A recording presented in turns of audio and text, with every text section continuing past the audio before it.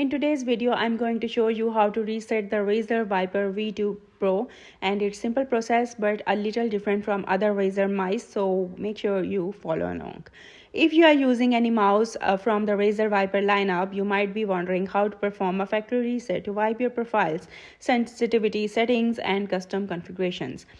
Unlike other Razer models, which uses a button combination reset, the Viper V2 Pro does not have a built-in button reset method.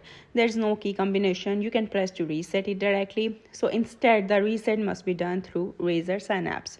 First, connect your mouse to your PC and open Razer Synapse. Or once your Viper V2 Pro appears in the software, click on it to open the settings panel.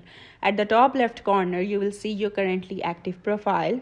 Profile allow you to set different sensitivity levels, button layouts, calibration settings, and more, either globally or per game. So to reset the mouse, select the profile you want to reset. Click the three dots next to the profile name, choose reset to default, or simply delete the profile.